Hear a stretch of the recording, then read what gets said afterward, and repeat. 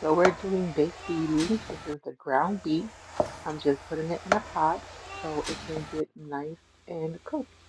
Gonna chop up my onions with the ground beef. Gonna start our seasoning because you know we only season our food in my house.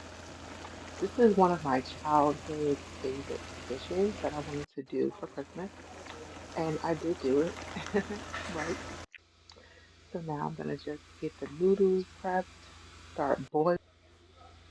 This is my pasta sauce and red dicing that I use to add more flavor. While our meat continues to cook, I'm gonna just start pouring in the pasta sauce with the diced tomatoes and also the crushed tomatoes. This gives it a lot more flavor. This is a must if you're doing baked ziti. Don't forget this step. We're gonna have our noodles boil, but not for too long because we're also gonna put it in the oven to bake for a while. We're gonna just like mix it up. This is a really super easy dish, to follow. And then we're gonna get our seasonings out again, get the seasonings together, and we're gonna start melting our butter and start putting in our half and half. Just follow me, don't judge, just watch, and you'll see what's gonna happen. Gonna add some Parmesan cheese. Baked ziti is all about unity. So just keep that in mind. That's what you wanna have together. Have all of that in mind together when you hear baked ziti.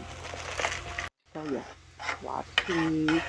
Gonna stir that bad boy up. We're basically just making like a cheese sauce, which is needed. This is me shredding the remainder cheese that I needed, and it was a lot of fucking work. Let me tell you, excuse my French, it was a lot of goddamn work. My arms, like, oh my goodness. Yes, I tore that thing up. I tore that thing up. But anyways, this is what it's looking like now that I've poured the cheese onto the meat. This is the remainder cheese. So I'm just gonna sprinkle that on to the meat, to the top of the meat after putting the cheese sauce on that you saw me doing on the stove. Add the remainder cheese on there, and then that's what it's giving. And I actually did 2 trays of this.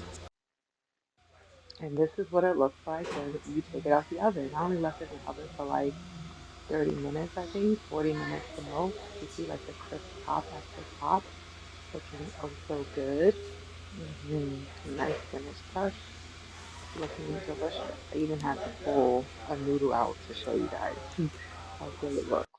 It's so good. And this is what it gives once you put your spoon inside of it. Yummy, yum, yum. Look at all the ingredients that just came together. And I was told it's very heavy and good. The family approves. 10 out of 10. Very juicy, quality, good, baked ziti dish. And you can do this at home. I would say maybe like $50 the most you'll need. Enjoy.